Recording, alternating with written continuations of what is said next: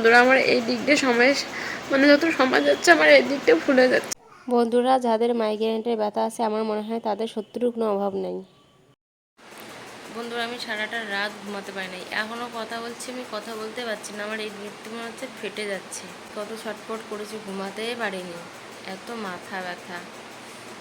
তো মাথা ব্যথা হলে আমার ট্যাবলেট না খেলে আমার মাথা ব্যথা ঠিক হয় না। কালকে রাতে কতক্ষণ খুঁজেছি, উঠে ঘুম থেকে পাই না, এতটা মাথা ব্যথা আমার ঘুম পর্যন্ত আসছিল না।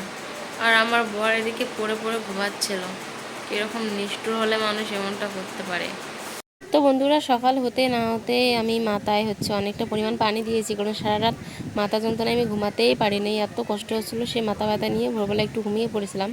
তারপরে এই সকাল সকালে তো তোমাদের সাথে শেয়ার করেছিলাম, আমার ভীষণ কষ্ট হচ্ছিলো আমার বরের কথা ভেবে, যেরকম নিষ্ঠুরও। তো বন্ধুরা মাথা ব্যথা নিয়ে আসলাম এদিকে যে বিরাজ করতে, বিরাজ করে তারপরে রান্নাবান্না করব, সবাইকে চা খেতে দেবো। কালকে যখন আমি ব্যথা ছটফট করছিলাম, কালকে মানে সকাল থেকে হয়েছিল ব্যথাটা, 11টা 12টার পর থেকে। আমি আমার বরকে বলছিলাম যে কাউকে একটু বলো না রান্নাটা করতে, কিন্তু সে বলছিল যে আমি বলতে পারবো না। সেই কষ্ট, মনে কষ্ট নিয়ে আবার রান্না করা শুরু করে দিয়েছিলাম। চলো বন্ধু আমি ব্রাশটা করে নেই।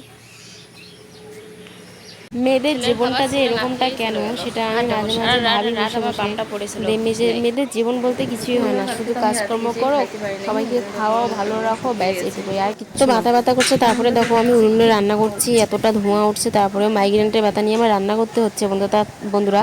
তাহলে ভাবো আমি কতটা কষ্ট করে রান্না করি, আর তোমাদেরকে কি বলবো, মানে ভাষায় আমি প্রকাশ করতে পারবো না। তো বন্ধুরা আমার আর কিচ্ছু বলার নাই, সত্যি কথা বলতে মানে 2026 সালে এসেও যে আমার এইভাবে কষ্ট করে রান্না করতে হবে আমি কখনোই ভাবি নাই। যাই হোক, সম্পূর্ণ ভিডিওটা দেখো, আশা করি তোমাদের অনেক ভালো লাগবে, অনেক ভালো লাগবে। কি বলবো, তোমাদের যদি ভালো লাগে অবশ্যই লাইক কমেন্ট শেয়ার করবে। আর এদিকে মাইগ্রেনটা ব্যথা হচ্ছিলো বলে আমি দেখো মাথায় অনেকটা পরিমাণ মলম দিয়েছি, সেটাই তোমাদেরকে দেখাচ্ছিলাম। আর কি বলবো, এদিকে একটু ফ্যানের হয়ে বসেছি, মাথাটা প্রচণ্ড পরিমাণে যন্ত্রণা করছিলো। রান্না বান্না শেষ করে কিন্তু আমি মেডিসিন নেবো, এখন নিতে পারছি না, কারণ না হলে মানে মেডিসিন খেয়ে একটু ঘুমালে না ভালো লাগে না। আর এদিকে দেখো আমার দেখতে দেখতে কিন্তু ভাতটা হয়ে গেছে মান্নেগড়িতে দিয়ে। এদিকে কালাইতে বসিয়ে দিয়েছি, মুসুরি কলাইয়ের ডাল করব। আর কি করব ভুলে গিয়েছি। তো বন্ধুরা এখন তো আমি বাপের বাড়িতে আছি, এর জন্য মানে প্রচণ্ড পরিমাণে সাউন্ড হচ্ছে, এখানে অনেক বাচ্চা কাচ্চা আছে, তো মানে আমার ভাইয়ের ছেলে, ভাইয়ের মেয়ে, তারপরে আমার ছেলে মিলে একদম গোলমাল করছে। যাই হোক বন্ধুরা ভিডিওটা দেখো, আশা করি অনেক ভালো লাগবে। আর তোমাদের যদি একটু সাপোর্ট ভালোবাসা পাই তাহলে কিন্তু আমার ভিডিও করার ইন্টারেস্টটা বেড়ে যায়। জানি না কেন তোমরা একটু মানে লাইক কমেন্টে করতে চাও না। আর প্লিজ আমার মিনি ব্লগগুলো একটু দেখো, অনেক সুন্দর লাগে মিনি ব্লগগুলো যে আমি বানাই, খুব ভালো হয়, কিন্তু তোমাদের হয়তো ভালো লাগে না। তোমাদের কীরকম ভিডিও পছন্দ অবশ্যই কমেন্ট করে জানাবে, আমি করার চেষ্টা করব। আর এদিকে দেখো ডালের মধ্যে কিন্তু আমি আলু দিয়েছি আমার ননদের ছেলে আর আমার ছেলের জন্য, তারপরে আমি ডিম সেদ্ধ করে নেবো ওদেরকে দেওয়ার জন্য। তো মাথা ব্যথা নিয়ে এত কিছু করছি না, মাথাটা একদম ফেটে যাচ্ছে, কি বলবো। যাই হোক বন্ধুরা ভিডিওটা দেখে থাকো, ভাবছি ভিডিওটা আমি গান দিয়ে দিচ্ছি, কারণ আমার মানে ভয়েস ওভার করতে ভীষণ কষ্ট হয়, মুখটা ব্যথা করে, মানে কি বলবো মাথা শেষ। ভিডিও চালু করতে ভুলে গেছি। আলুটা সান্না করে কাঁচার তেল দেবো, সর্ষের তেল বেশি। দেখো বন্ধুরা হঠাৎ করে আকাশটা কি পরিমাণে মেঘলা করেছে।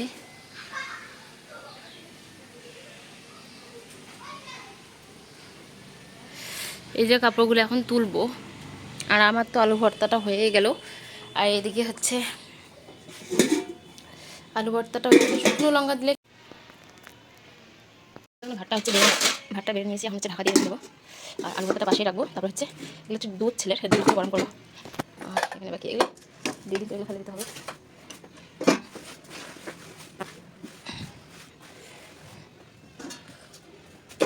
দেখো আকাশের অবস্থা কী হয়ে গেছে, মানে এখন কিন্তু ঝড় উঠবে, এই জন্য আকাশটা এমন দিচ্ছে।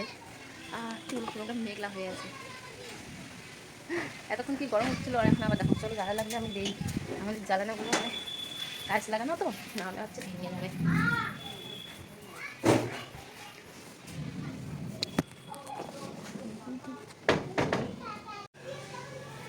দেখো বন্ধুরা আকাশ কি অবস্থা হয়ে গেছে।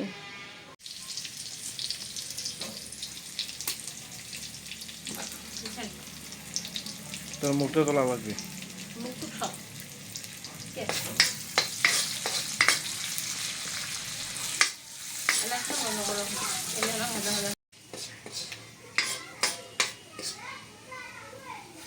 চলো হচ্ছে তো হুম ডাকলেও দেখান, হ্যাঁ? দেখে না শুনতো অল ভিডিও শেষ বলবো। না চলতেই আছে। তাহলে এই দিয়ে আনো। বুঝছে?